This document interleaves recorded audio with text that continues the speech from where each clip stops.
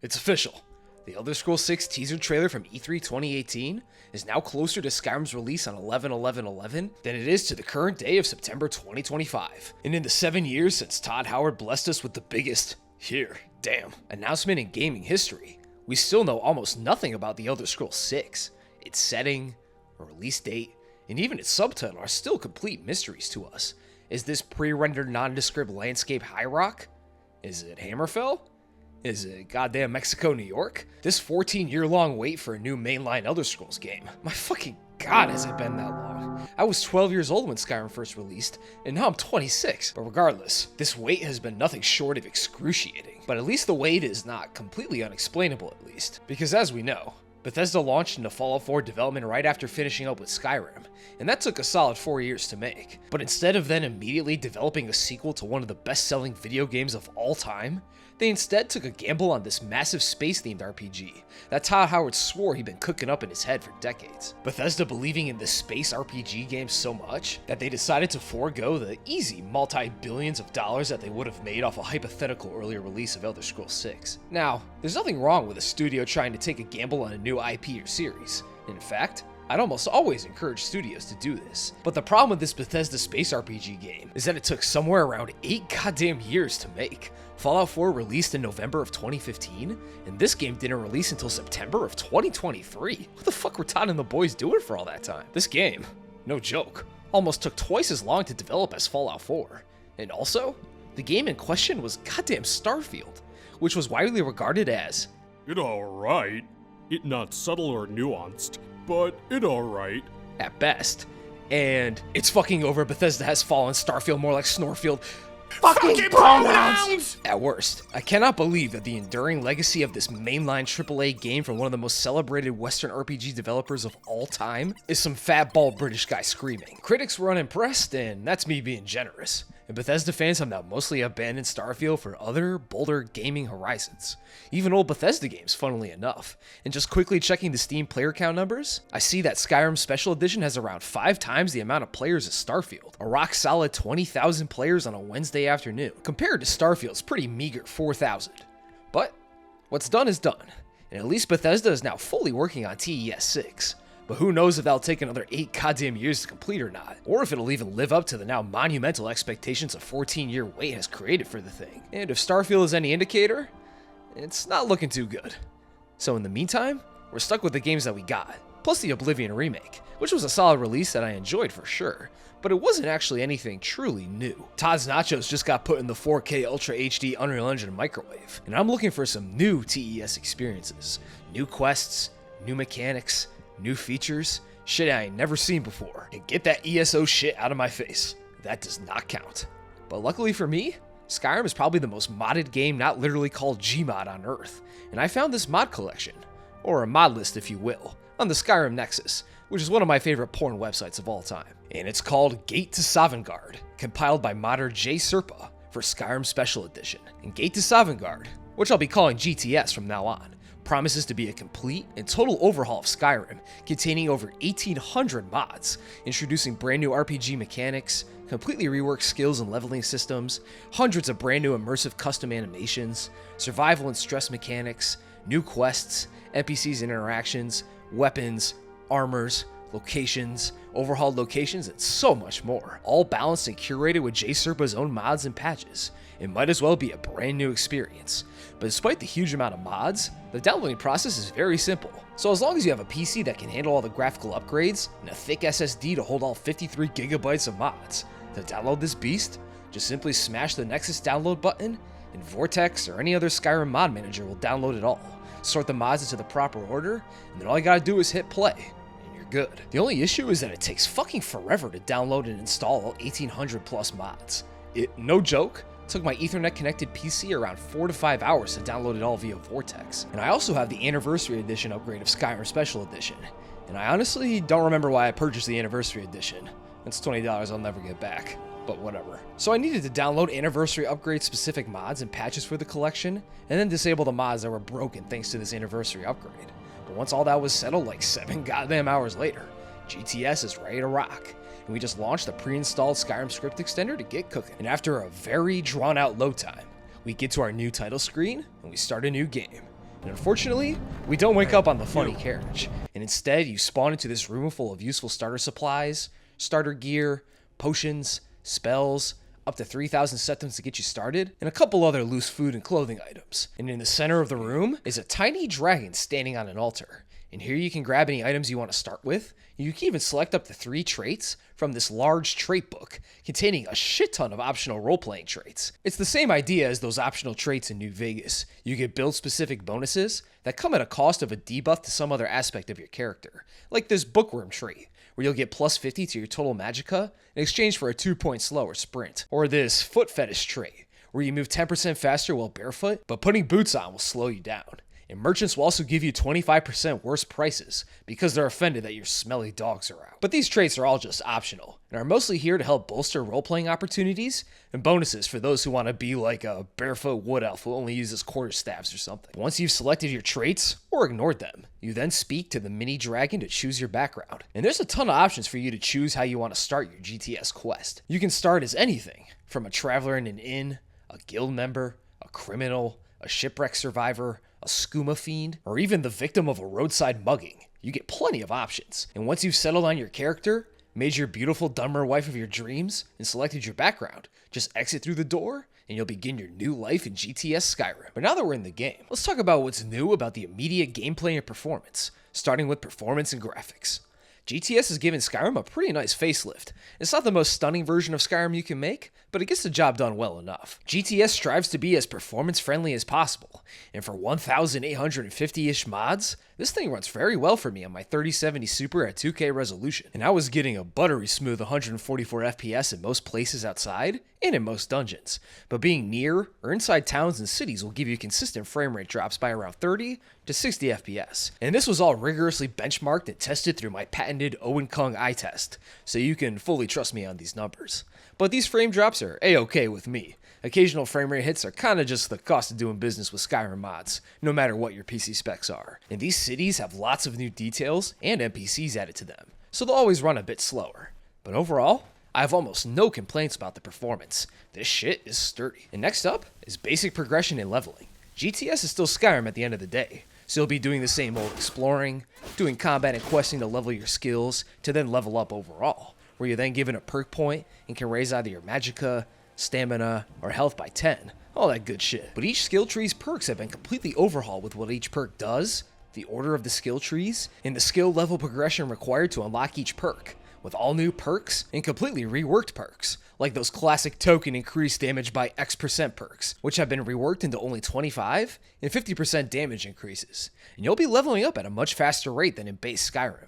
All your skills start very low outside of your racial skill bonuses. And I was grinding out levels pretty quickly, and these all new perks and skill trees give each skill some interesting new features and bonuses to mess around with and try out all new builds with. Old skill trees you might have even memorized by now have all new perks to make new builds all the more interesting. And some skills have been completely redone.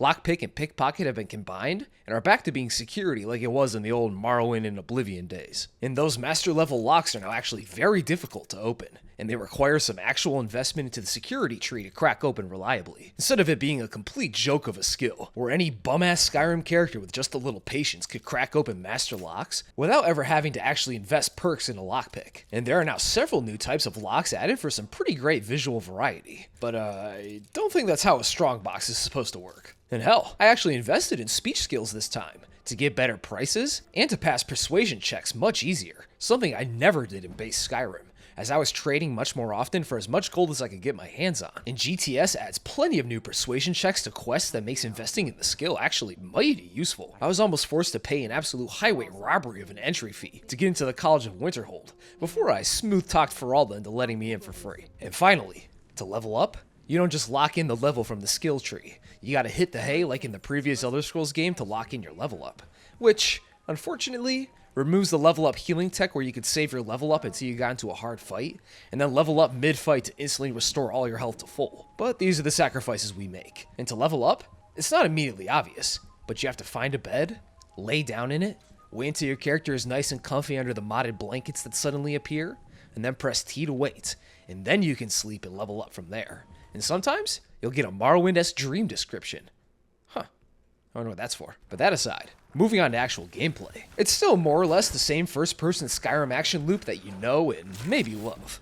Whacking enemies with swords, daggers, maces, long swords, great hammers, or maybe even some of the new weapon types that were added, like whips, spears, and quarterstaffs. You still can chuck fireballs and lightning bolts up your enemies' asses, shoot them with bows, have an intellectual foreign language debate with them.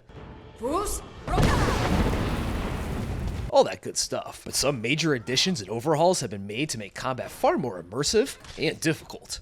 Stamina management is now very important again. In base Skyrim, stamina in combat was pretty much only there to limit how often you could power attack, and if you ran out of stamina, you could still light swing your sword or mace or dagger wildly until you won. But running out of stamina in GTS is extremely dangerous, as your light swings slow way down and leave you borderline immobile, and you can't block with shields either, as blocking slowly drains your stamina. And no stamina means no block, which is the bread and butter of a GTS melee combat build. And if you run out of Gatorade, death usually follows shortly after. So make sure you don't run out of that green juice. And for my GTS playthrough, I went with a shieldless spell sword type build that relied on bombarding enemies at a distance with powerful magic, and then using power swings to keep enemies staggered while I mop them up. And most GTS builds will either rely on one of two things: either strong blocking defenses or powerful ranged attacks and elusiveness. And that's because enemies are a lot more difficult in GTS, especially in the early game, as they tend to fight in large groups and roving gank squads, and they can chug potions and heal in the middle of combat, which at low level, they can regen their health faster than you can actually damage them. And they can even parry your swings when you swing into an enemy while they're also swinging, causing your weapon to bounce off your enemy like it's Oblivion's bouncy-ass combat all over again. Although it seems that this parry doesn't ever affect the enemies though, extremely conveniently for them. And the melee swings also feel a lot juicier, with more noticeable impacts. Enemy models will slightly jerk in the direction that you're hitting them from, and when hitting enemies who are wearing heavy armor, you'll hear loud-ass metallic booms and clangs from metal smashing on metal ringing out, to really make these melee attacks feel huge and powerful. And if you attack an archer, you have a chance to completely smash their bow to pieces if you hit the archer while he's drawing, in a pretty sweet combat feature. But the same goes for you, and enemies can smash your bows to splinters if they close in on you. So stealth archers, be a little wary. And all of these combat enhancements are combined with some pretty great gore effects, like dismemberment mods that'll have decapitated enemies spurting out some extremely HD blood from their twitching corpses, and enemies and your character get pretty dirty and bloody during a fight. And you can lop off arms on top of just heads now. And also, magic has some pretty cool combat damage effects as well. Spellcasting is pretty much the exact same as vanilla Rim, but killing enemies with spells causes some pretty cool death details. Enemies you electrocuted to death will constantly twitch from the electricity coursing through their dead bodies. Enemies killed with ice will freeze up, and my favorite, enemies killed with fire spells will burn up and turn into golden brown crispy corpses, like E.T. on the spit or something. And I absolutely love this detail. And of course, GTS adds plenty of new spells to use, like elemental touch spells making a return, elemental walls, restoration now has sun, and poison spells for some restorative damage options. And I saw an orc summon a massive fire tornado. There's just so much new magic to use, and all you gotta do is find the tomes. Or buy them. But overall, GTS really sells the brutality of the combat really well, and if the difficulty is too much, you can always turn it down in the menu to apprentice or novice for an easier time, or you can use the built-in GTS story mode, which makes combat way easier. But I feel that sort of defeats the purpose of GTS a bit. The added difficulty in revamped combat is sort of the point here, so get that super diaper baby shit out here. In this house, we get our asses beaten and humiliated over and over again until we win, goddammit. And also, another massive change GTS makes to combat is that the inventory menu is now all in real time. The game won't freeze when looking through your inventory sack, so you can down 5 healing potions in a wheel of cheese while the entire world is stuck in suspended animation. Now, opening your inventory leaves you completely immobilized and open to any form of attack, and combined with potions now needing to be drank one by one, and they now regen health over time instead of instantly restoring a set amount of HP like in base Skyrim.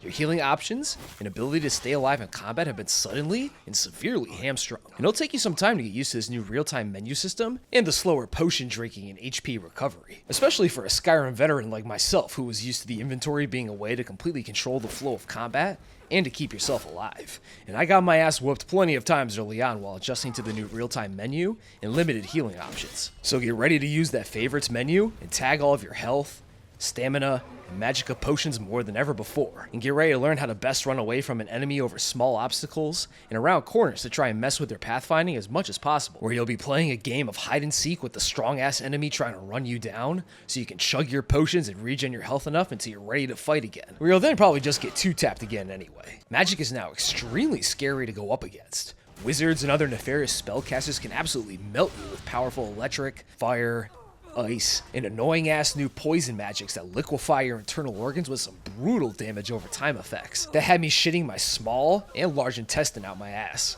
And magical protections of some kind is pretty much essential when trying to clear out a fort or cave of evil mages. So maybe get your hands on Spellbreaker for an easier time, or invest into enchanting to make some juicy elemental resistance armors. And I'm not kidding when I say the magic is brutal in this game. And also, the most powerful magic users of them all, dragons, are much more powerful and dangerous than they ever were before. They have oceans of health, strong resistances, devastating elemental breaths, and even have all new attacks thanks to GTS mods, where they can use newer and faster on-the-ground melee attacks. And they have some sweet new aerial animations too. And they can even summon elemental storms that'll rain down fireballs or ice spikes all over you as you fight for your life against this pissed off winged lizard. And they're a real threat instead of a temporary annoyance. But luckily, you control when they start showing up, as you gotta kill the 2 dragons at the Western Watchtower and at Kynesgrove in the main quest first, before they start spawning in the overworld naturally. But at least we can now better prepare for combat encounters, as you can now see how strong any given enemy is at just a glance, as you now get a full enemy HUD to get all the info you'd ever need on the ops standing menacingly before you. You can now see your foe's health, magicka and stamina, their soul's power grade, and most importantly, their level, which will be green if low compared to yours, white if they have the same level as you, or red if their level is way higher than yours. And it's an extremely easy and clear way to present how dangerous an enemy is at just a glance. And it's a feature I wish was in vanilla Skyrim because of how good it is. One of Skyrim's biggest issues for me was how static the game's progression felt most of the time. And a big factor in making progression feel so static was in how the game handled what enemies you encountered, as you couldn't really tell when an enemy was stronger than you outside of the enemy's name and maybe the armor they're wearing. Like, I gotta remember, is a Draugr White stronger than a Draugr Scourge? Or is it the other way around?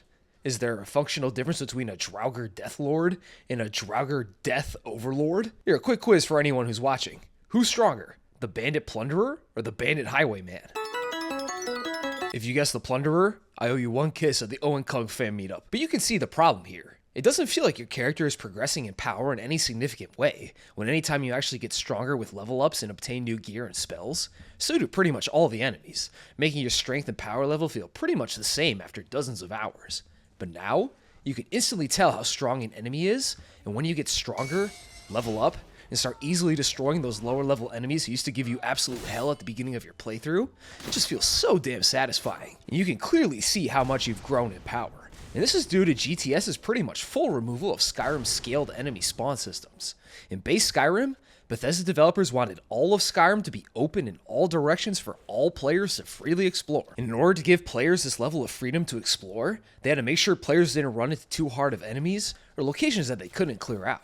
So theoretically, any player at any level should be able to clear out any dungeon at any time. And thus the level scaling system was born, to try and make each dungeon feel fair, yet still challenging. But well, technically this system was birthed with Oblivion and its absolutely asinine leveling and enemy scaling system, but we're talking about Skyrim now, so shh. This system provides unrestricted exploration of Skyrim, with the trade-off of power progression feeling extremely limited at best, as the entire world powers up alongside you all the way through.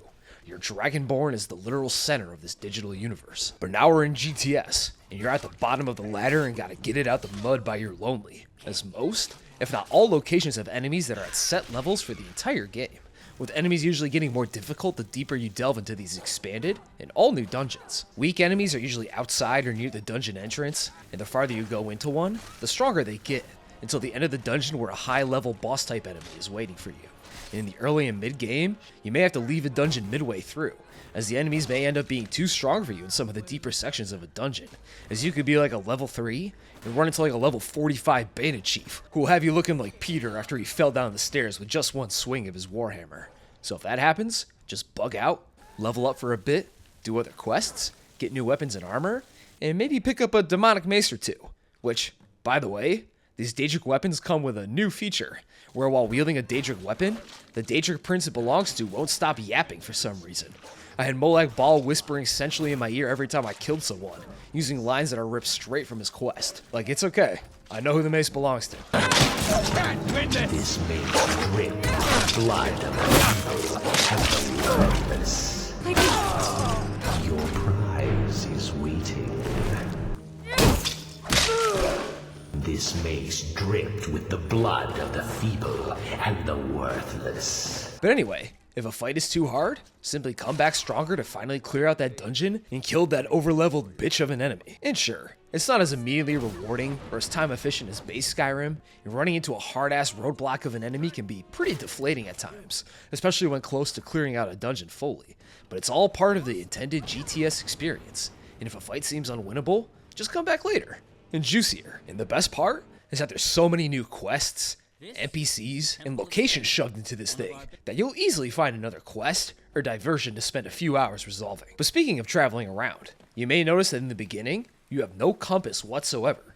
Quest markers don't really appear either, and this is all intentional, as you have to unlock your compass via a campfire skill tree that's tied directly to exploring. You gotta gather up firewood, place and build a campfire with said firewood, and ignite it using fire magic, and then access the outdoorsman and exploration skill trees from there, which are known as the skills of the wild, to work your way towards unlocking the compass. These skills expanding on cooking, hunting, exploring, and even ascended animal husbandry, being able to tame elk and wolves to become your peons. And you increase all these skills by just simply doing the relevant activities. Explore GTS Skyrim to level up and get perk points in your explorer tree, where you can then unlock access to your compass from there. You can cook more to become a better chef, hunt more to get more pelts and ingredients per animal kill, and so on. And hunting has got some pretty interesting upgrades in particular, as since you now need to feed yourself regularly, and hides are a great source of leather for travel packs, hunting has suddenly gone from the definition of quaint but useless fluff to an actual useful mechanic, as when you kill an animal,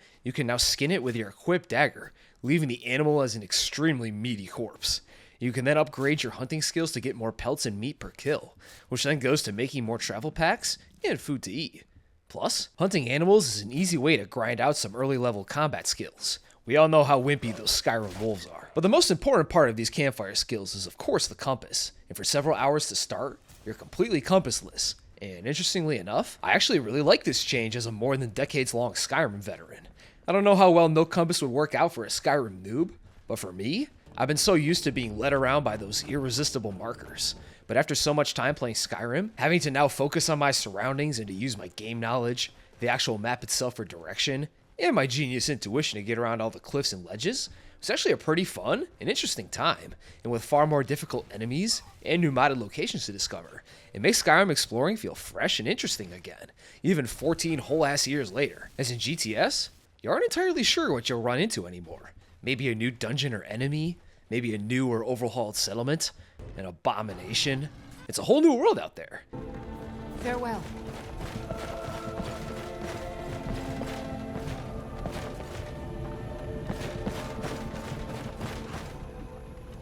And is that some new music I hear?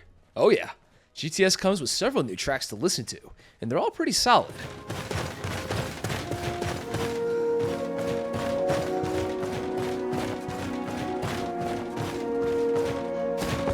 But of course, they have nowhere near the same amount of soul as those classic Jeremy Soule tracks. But that Skyrim soundtrack is hard to top. It's like heroin in wave form. And there's now also a fully functional climbing and mantling system where you can climb up and over ledges and obstacles like it's Dying Light or something. And it works surprisingly well.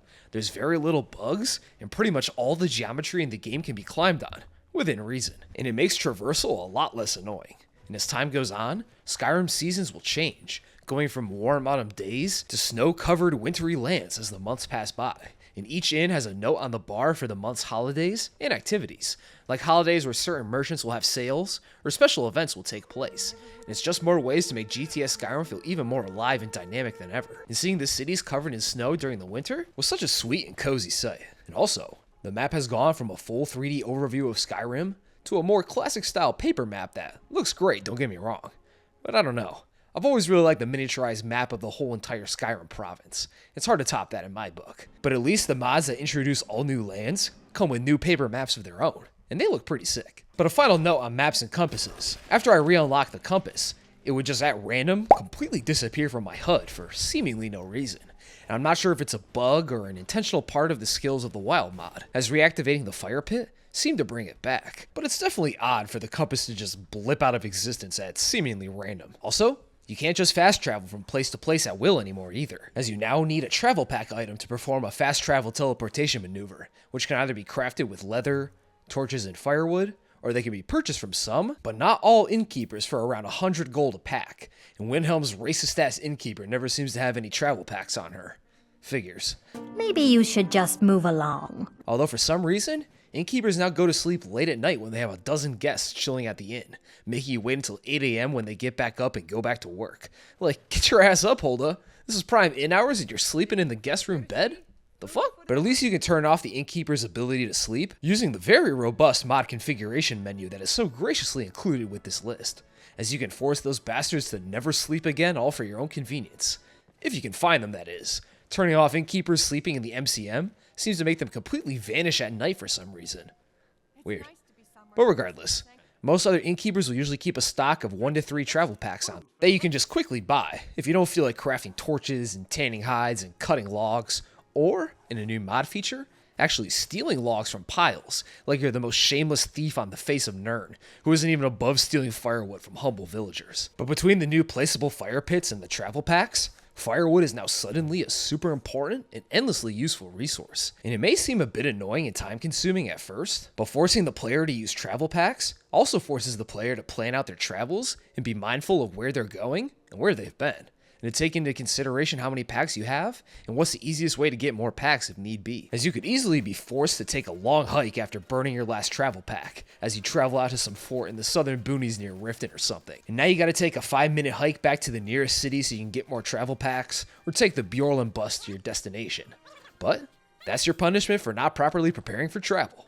So combined with the travel packs and the need to sleep, I was using inns all the time and planning out my routes like a real Tamrielic traveler, all through intrinsic gameplay and forcing the player to actually think about their travels through this amazing world, instead of just blipping around from place to place like Goku touching on his forehead. And moving on, GTS also adds many new immersive features that makes it feel sort of like Stalker Gamma to vanilla Skyrim Stalker Call of Pripyat for those who know. We're playing some Skyrim Gamma here today. And like Gamma, it adds a metric shit ton of new interaction animations. Anything from opening chests with this airy force push animation, your arms bobbing in your view while you're sprinting, to pulling down chains, using keys to open doors, picking locks, drinking potions, brand new melee animations, sheathing your weapon, new spellcasting animations where you go from pushing a spell out of your hands to it now looking like you're throwing a changeup as an underhanded pitcher. When jumping into water, your character now does a headfirst dive. Your character physically puts items and soul gems on enchanting tables when doing some magic infusing, all the way to fun sliding and turning animations when you're doing those first grade tier ancient Nord picture match puzzles. And there's a genuinely impressive amount of modded animations here to make it seem like your character is actually interacting with the world around them, instead of just using telekinetic instantaneous writecasts to interact with their surroundings like they do in vanilla Skyrim. And these immersive details are expanded to your character too, as your Dragonborn is now much more visually interesting. When in towns or in safe areas, your character will now physically take off their helmet or lower their hood to breathe a bit easier, which is a touch I really liked. You also now wear your 3 juice bar restoring potions on your belt for some easier access. And also, potion side note, when you're making them, you now need empty potion bottles to hold your magical liquid extracts, which may seem tedious at first, but you'll be completely swamped with these things real fast. They're cheap, and every time you chug a potion, an empty bottle is added to your inventory, so you'll have like 100 of these in no time. But anyways, you can also wear large physics cloaks and scarves for some more added visual flair and warmth. You can craft and equip backpacks for extra carry capacity, and pickaxes, woodcutter's axes, soul gems, and torches will all be placed on the backpack too. And certain quest items will now appear on your character, like dragon claws being put into your character's belt, or items like the dragonstone being put on your character's back, to show all these NPCs how many Draugr you've killed. And I was wearing Pelagius' hip bone for days like it was some Fortnite backbling, and you now actually look the part of an over-equipped adventurer who was lugging around like 300 pounds of gear. And also like Gamma, you have to manage your character's needs, as you now need to also manage your character's hunger, tiredness, temperature, cleanliness, and stress to keep your character in proper shape, and failing to do so results in some pretty severe stat penalties if neglected for too long, which will make you a complete bum in combat. Your hunger affects your maximum stamina, as you need something to fuel all those power sprints and power swings. Sleep affects your maximum magicka, since your magicka is traditionally tied to your intelligence in Elder Scrolls games. Well, it was, until Skyrim gave character attributes a post-birth abortion in favor of perk-based progression. So it makes sense that your magicka would get worse alongside your sleep-deprived brain. And finally, weather, specifically coldness, will cap your maximum health, making you literally more brittle, until you give your Dragonborn some TLC by giving them food to eat, time to sleep, and staying out of cold areas like the northern reaches of the map and up in the mountains, which you can help alleviate by wearing lots of warm clothing. All armors now have a warmth rating to them, and the newly added cloaks and scarves and mantles will all keep you a bit warmer, all of which come with some impressive physics to them. This shit is smooth. And all these survival mechanics and changes actually force me to sleep in beds like a normal person instead of just staying up for weeks on end, and actually force me to pick up and eat the Skyrim food, which may as well have been stapled to the ground in base Skyrim for me, based on how much I ignored food items in the past. And I mostly scraped by stealing food and picking up food from dungeons after I slaughtered all its inhabitants. And one of my favorite new aspects of GTS is that most food has a custom eating animation, where your character munches on bread and sweet rolls, and my favorite one is when you're holding a giant cheese wheel, or a melon, or a pumpkin to your face, and devouring it all in just a few bites, complete with immersive tummy rumbling and food eating sound effects.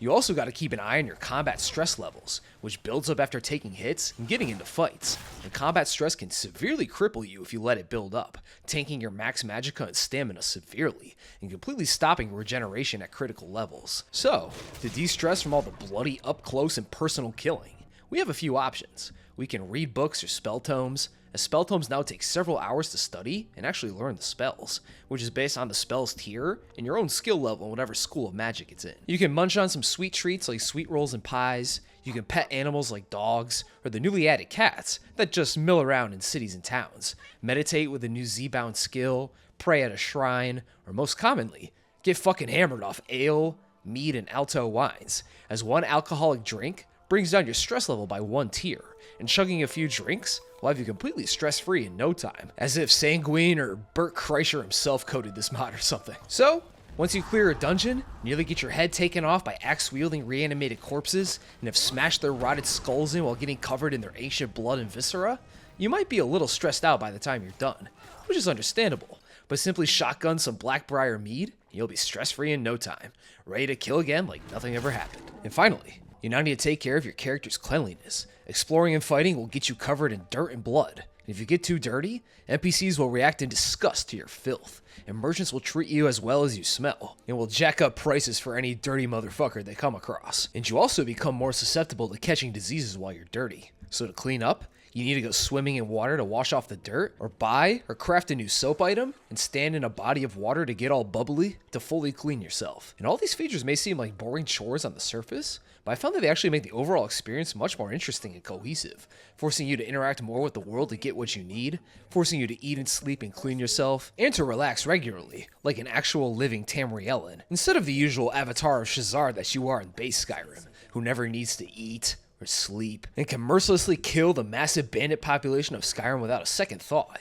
And GTS is forcing you to visit inns and cities more often for reliable sleep and traveling supplies, and taking care of yourself with drinks and leisure activities, and to be mindful of how scary and dirty you may look after mercilessly caving in the heads and smashing the bones of a dozen bandits to gory splinters with a mace that a demon gave you. So maybe go jump in a pond to look less like a mass murderer. And I found that these immersion features aren't overly annoying or punishing, as it only gets truly bad if you neglect your character for a solid amount of time, like a few days of no food, sleep, or drinking, and even then it's not too bad to fix. And the worst thing that happens is that your stamina and magicka are in the gutter, and your vision starts going hazy from 56 hours without sleep. But I appreciate how all these features combined make you interact with and immerse yourself in the world even further, and it makes Skyrim feel more interesting than ever. And the only immersion feature that I didn't like and disabled was a system where you could develop a fear of an enemy type that you fought for too long, where you'll be slapped with a 25 damage reduction debuff to the enemy type that GTS has now decided that you're afraid of, which I disabled,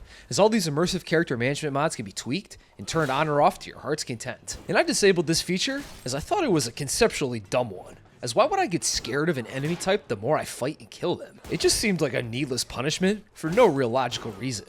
But like I said, it's just a preference of mine. You can tweak most of these immersion mods however you'd like. And also, GTS apparently has an injury feature, sort of acting like Fallout Crippling, where enemy hits have a chance to give you an injury that'll permanently debuff you until you get it healed. But I guess my Dunmer Battle Mage has adamantium bones like Wolverine or something, and I never once got an injury, as far as I could tell. But anyway, with all these gameplay overhauls covered, we can take a look at some new locations, overhauled locations, and some mod additions I found to be particularly interesting. One of the biggest changes I really liked were the upgrades made to the cities and towns of Skyrim. In base Skyrim, about half the cities felt unique, most notably Whiterun, Windhelm, Markarth, Solitude, and Riften. They all felt like distinct cities with interesting layouts, cultures, and histories to them, whereas the other cities, Dawnstar, Morthal, Winterhold, and Falkreath, felt like complete afterthoughts as cities, being slightly larger towns with the same copy and pasted buildings in all of them, leaving them all as extremely uninteresting places. Like, what's the move tonight, bro? Like, nothing. You live in Morthal. But GTS gives these more neglected cities some pretty huge facelifts. It gives them all unique architecture, new buildings, and plenty of new NPCs to make them all feel distinct from one another. Morthal now looks much more like the unsettling swamp city it was always destined to be. Buildings have flat bark walls and huge sloping roofs to give that hovel in a bog look to the buildings, which are adorned with animal skulls to drive the dark and swampy theming even further. Dawnstar's buildings now are all triangular in shape and are built out of large crossing beams to give this frozen hellhole of a city a much needed unique Nordic feel to it. Falkreath now has many unique looking buildings made out of wood and stone, along with a large stone wall complete with huge watchtowers protecting the city, with plenty of buildings raised up on stilts for some pretty interesting verticality to the place. You gotta climb up a flight of stairs to get to the inn now, and the asshole Jarl has been given a new high hall, perched up on the side of a mountain that looks down over Falkreath. And all these new upgrades make Falkreath go from a shitty backwood town to a properly fortified and unique Skyrim city, and it looks really great. And my favorite city upgrade has to go to Winterhold, as base Skyrim's Winterhold was always a huge missed opportunity. As in the lore, Winterhold was a pretty large and powerful city in Skyrim that could rival the biggest cities of Solitude and Whiterun and Windhelm in terms of size and influence. However, around 80-ish years before the events of the Elder Scrolls V taking place, Winterhold City, and the northern coast of Skyrim as a whole, suffered a massive cataclysm called the Great Collapse, where for a year straight, Winterhold was decimated by massive storms and massive waves pounding the northern coast of Skyrim, eventually causing most of Winterhold to be destroyed or to sink into the Sea of Ghosts, with only a few buildings and the College of Winterhold itself surviving through barely described magical protections, with most of the magicophobic Nords blaming the college for causing the collapse through unknown nefarious magical means, or something. It's a good setup that gives the college and town an air of mystery, lost glory, and a deep-set mistrust between the Nord residents and the wizards of the college. However, the actual layout and design of vanilla Winterhold completely fails to sell you on the idea that this was once a powerful city, now long fallen from grace, when every building besides the actual college looks like it was copy and pasted from goddamn Morthal. And there aren't any real ruins to reflect the lost majesty of the city, besides some destroyed wooden shacks. But now, GTS finally does Winterhold justice. The city's size has been expanded greatly, with large walls and broken guard towers surrounding it. The architecture now more closely matches the monolithic stonework style of the college, with an ancient Nordic flair to its trim and details. And as you wander these tight streets, there are massive empty and broken buildings taking up most of the city. Crumbling walls and hollowed-out cathedrals and houses dominate your view, and the residents eke out lives within the ruins of this clearly destroyed city. It's some really great shit that actually shows you how far this city has fallen, without a single word being spoken. And as for the more interesting cities, they remain mostly the same, with a few expansions to them. Whiterun now has whole new city blocks added with new shops, houses, and stables and all that good shit, as well as some new player homes, like the modded Blue Sky player home that I bought for an honestly outrageous 15,000 septums. But at least Not Twitter Hall has plenty of space, facilities for crafting, a large and inviting open floor plan, and armor and weapon stands to show off some of my wackier mod items that I found. Solitude's docks have been greatly expanded to now feature an all-new external city district near the water.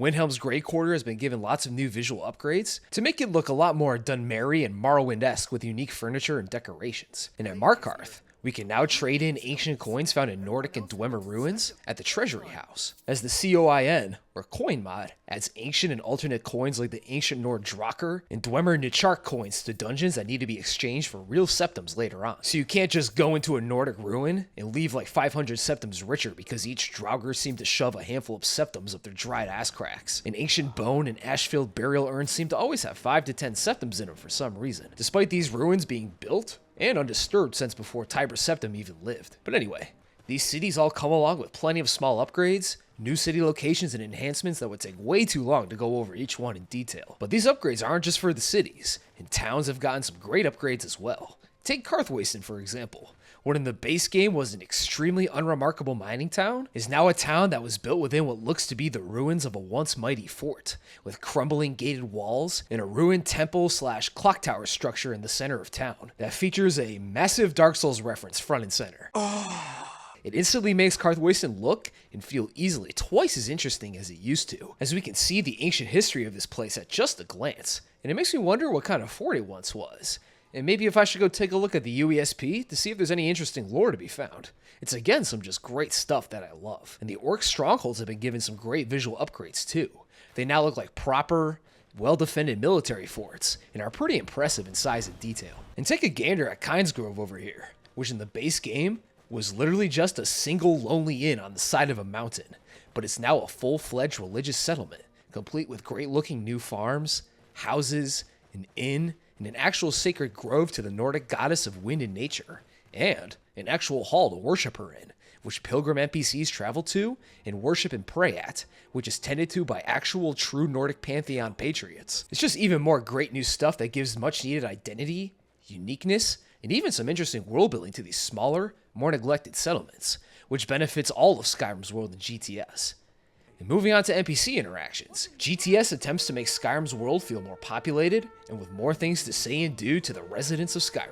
Graphical upgrades give the NPCs new faces, skin textures, and advanced physics-powered hair, and the Bretons now have pointy half-elf ears to make them more distinct as a race. As in base Skyrim, they weren't very different looking from any given Nord. Looks alright, but my guy Bellathor's chopped to hell. And also, some of these NPC graphics may go a bit too far in some places. All the Nord men are giga-chatted, and plenty of the women look like they're on some sort of experimental Korean skincare routines. They got flawless hair and skin in this rugged, frozen, civil war-torn dragon scourge land.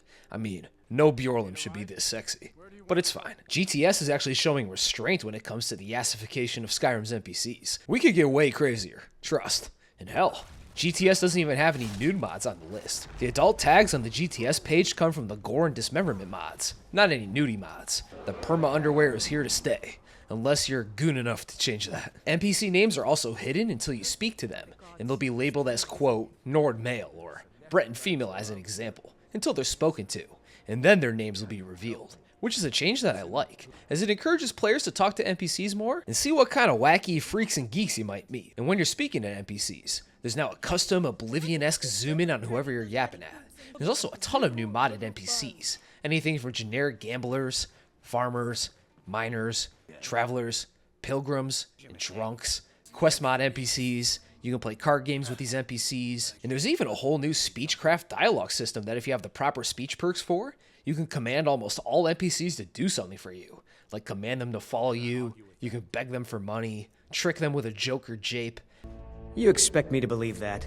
Give them a gift, fight them, or even convince them to barter with you, when you otherwise wouldn't be able to trade with that specific NPC. You can also now knock on locked doors to try and get the NPC inside to let you in through some persuasion checks.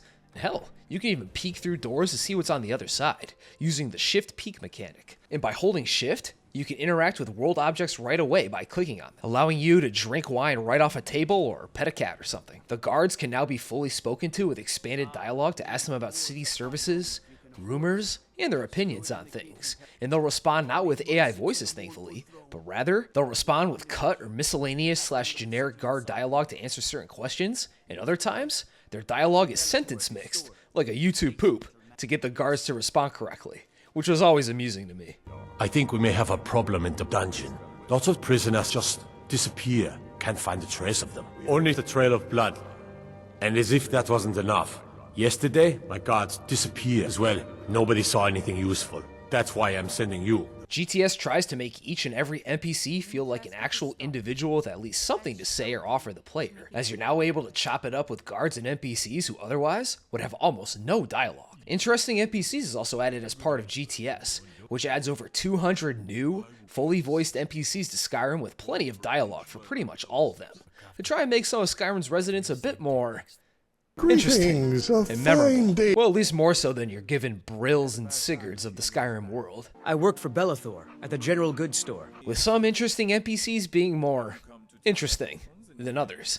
Like, where the fuck did they find an actual French guy in Skyrim? I wished for him to set up a culinary duel where I would be declared once and for all the finest chef in all of Tamriel. And I had a great time chopping it up with this weirdly jovial high elf guy who claimed that he had a doppelganger in Skyrim who looked just like him, and I learned his whole life philosophy and story from just talking with him. And man, Altmer are weird.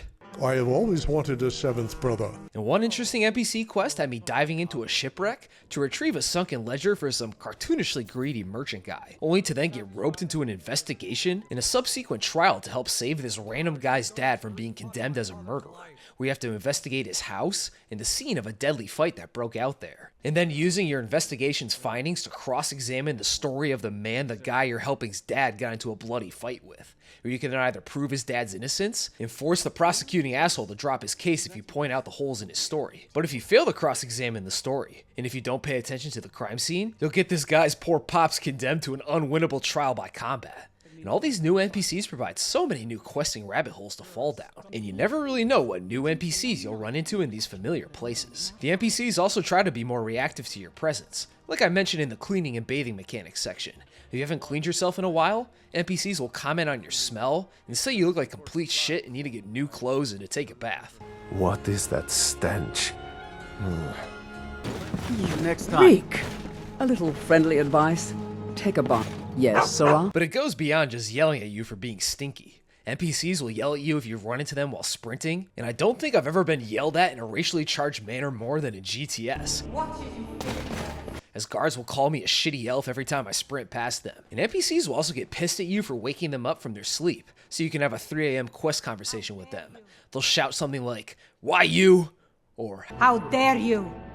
which I thought was a nice touch, as I always thought Elder Scrolls was funny with how nonchalant NPCs are at you when you wake them up out of their stone-cold slumber to progress a quest or buy something off of them. You can also help out employed NPCs with work by asking them if they need help, and if they agree with their classic, "It would seem so." Line. And if you have the required job item, you'll get some gold, and time will skip 6 hours, as if you're pulling a shift at Bellathor's or something. And I also discovered this Radiant NPC quest system, where an NPC will hear about a good deed that you did, and will send you a letter by courier. And I had this courier working overtime with how many modded letters he was sending me. And the NPC will ask you to help them out with a small Radiant quest. And in my case, Janassa and the Drunken Huntsman asked me for a potion of cure disease for a small little Radiant quest, which makes these NPCs seem even more alive and reactive to the world. Although the children NPCs are absolutely horrifying with their modded adult-looking faces glaring up at you. Bro. Get the fuck away from me. And we also got plenty of modded companions and followers. Companions are extremely useful for GTS combat, as they draw away enemy attention extremely well, which is often the difference between winning a battle and just getting absolutely ganked like it's a Dark Souls 2 DLC boss run back. And the first companion I picked up in my playthrough was Miko the dog, who has been race swapped to be a Shiba Inu now, with unsettlingly vacuous eyes. It's like staring into the void or something. I think Sithis might be in there. And he worked amazingly as an enemy distractor and a main battle tank. And after Miko, I got Lydia to help me for a while, but Jay Serpa knows that followers make combat way easier, so he added companion damage mods to help balance them out a little bit. Companions now have the chance to be critically injured, where they'll take anywhere from 10 to 20 days to recover, where they'll then be sporting a head bandage to show that they're all banged up. And I was giving poor Lydia concussion after concussion, and I was killing her constantly with my explosive fireballs as part of my spell sword build, or would it be a battle mage? I'm not really sure. I never really learned the difference. So keeping your companions healthy and alive might be more difficult than you think. And hell, I let poor Miko get whacked on so bad, the game said that he had suffered permanent injuries and should be left to live a peaceful life. Like, damn, is traveling with a Dragonborn that harsh? Yeah, I guess it is, yeah. But after that, I found a cool looking Khajiit monk named Kadojo, and I had him follow me around for a bit. But we also got classic follower mods like Inigo, a Corgi companion, a quirked up Breton girl who's really into Dwemer artifacts, Lucian and Gore, 2 male followers who seemed a little too female gazy, like some digital boyfriend vibes, so I ignored them like a plague. Mikoj, that's the name of the mod that makes him into a Shiba Inu, no joke, and plenty of other modded followers to recruit. I found this snarky and edgy faceless mage in the Rift and Sewers, who said he'd join me as a companion. Very well. Ask and I will accompany you, if only to see you fail. But I couldn't figure out how to actually recruit him. The follow me, I need your help dialogue option never appeared. Damn, but overall, there's a metric shit ton of companions, and you'll definitely find at least someone you like. But moving on to new quests and lands, GTS is jam-packed with new quest mods, both big and small. Anything from small bounty quests to DLC-sized mods that add all new lands, like Wormstooth, a DLC-sized mod that has you travel to the island of Wormstooth to kill an asshole dragon. Vigilant, which I'll talk about shortly. Undeath, a pretty long necromancy quest mod that eventually unlocks access to a werewolf/vampire lord-like beast form. The Lich. Beyond Skyrim Bruma, another smaller DLC-sized mod that recreates the Bruma area of Oblivion in Skyrim, which is fully voice-acted, and it's pretty interesting to explore this part of Cyrodiil 200 years after the Oblivion Crisis. There's also the Forgotten City, a time-looping mystery mod that was so powerful, the developer made a whole standalone game based on it. There's also Project AHO, which I can't seem to get started for some reason. Expansions to Daedra quests with all new persuasion-based options for new, quote, good quest endings. And just an example, in the Mehrunes Razor quest, you can convince that Mythic Dawn fanboy to give you the shards of the Razor, and you can reforge it yourself if you have a high enough smithing level, which will completely bypass the shrine part of the quest. But my smithing skill is in the toilet, so sorry man.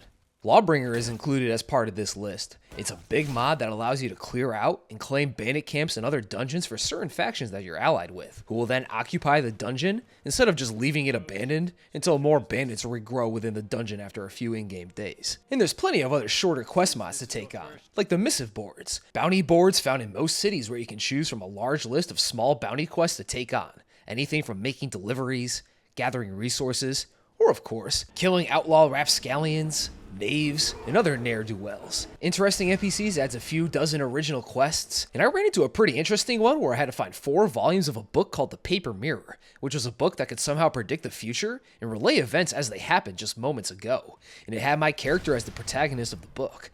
Pretty creative and intriguing stuff. At like level 37, I got randomly recruited into a cult of Meridia, and that launched into a whole new questline of its own. Back away from me, cur. Back away from me, cur. Back away from me, cur. And I also ran into an interesting little quest where I had to find books for a Khajiit scholar who was speaking entirely in a Khajiiti language, and the voice actor was making it sound incredibly natural. White boy stunts Catman priest with perfect Tagra dialect.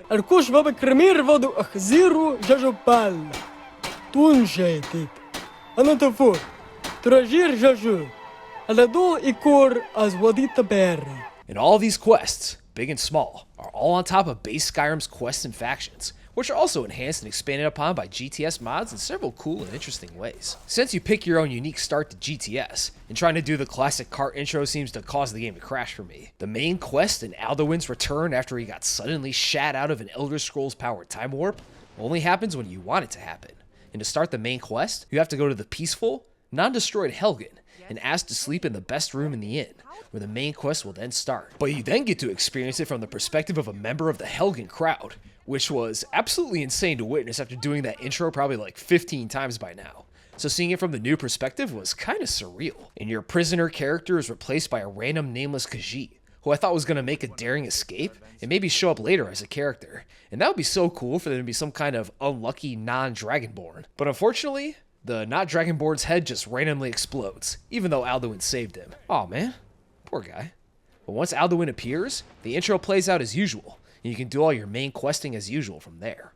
And I also did a playthrough of Vigilant, a very solid DLC-sized quest that comes in 4 major acts, starting with a questline to hunt down a Daedra summoner after you join the Vigilance of Stendarr, which then turns into a large dungeon delve into the ancient ruins of Windhelm to fight an ancient vampire woman and kill the remaining turned Vigilants, which then becomes a straight-up horror game as you investigate the Bruyant mansion to uncover what happened to the family there, where you get chased by level 666 scary-ass monsters and the unkillable twisted corpses of the mansion's dead residents and servants, capping off with an insane child boss fight.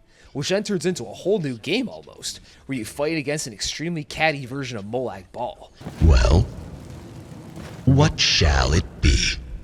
Your wish is granted. As you enter his plane of oblivion, Cold Harbor, which for some reason is not a bluish and spiky as all hell dimension, but rather an extremely tanned, ruined, and desolate version of the Imperial City that's displaced from time itself. It's full of ancient Alessian priests, Imgas, which are a race of relatively intelligent Tamrielic monkey men for those who don't know, Jigalags, Knights of Order, and various other Daedra and other creatures.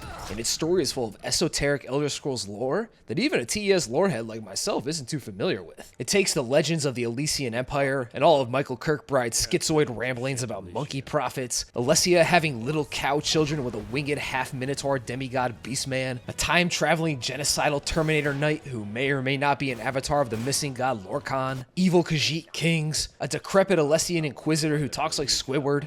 The usual fools, climbing from sarcophagus every day. I don't remember all of them.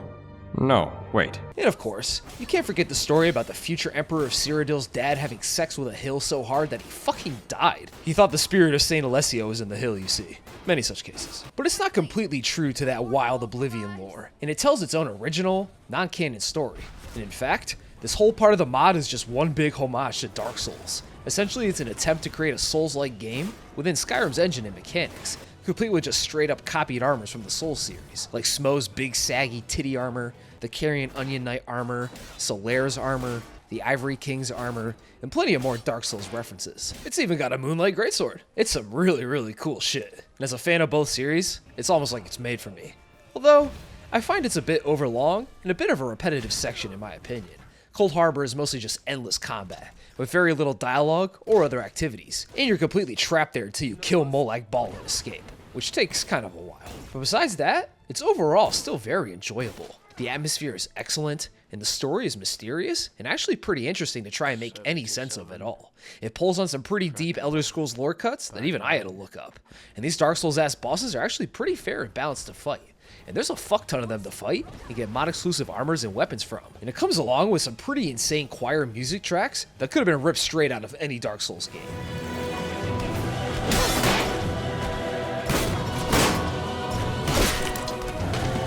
And there's also these unique invader-like NPCs to fight for even more unique armors and weapons. You just have to find these purple corpses with wicked-looking daggers stabbed into their hearts, which will spawn the invader nearby.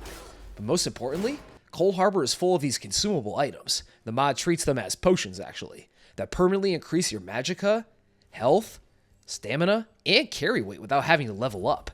And your character will come out of Vigilant way stronger if you fight all the way through to the end. You can gain like plus 50 to your big 3 juice bars. You can add like 80 pounds extra of carry weight just from playing the mod normally. Some pretty sick shit. Oh, and make sure to get that good ending by keeping your karma over 50, which is very easy to do. It's essentially just a mod score that you build up by just playing the mod and fighting bosses. And you'd only get the bad ending if you just skipped all the content besides what's absolutely essential to get out of Cold Harbor, which, FYI, can be re-accessed anytime from the modded Temple of Stendarr by clicking on a slab on a desk. And all these new quests and new land mods easily add 100 plus hours of gameplay just by themselves. Vigilant, Worm's Tooth, Beyond Skyrim, Bruma, and Undeath are not insignificant at all, and each one takes several hours each to complete.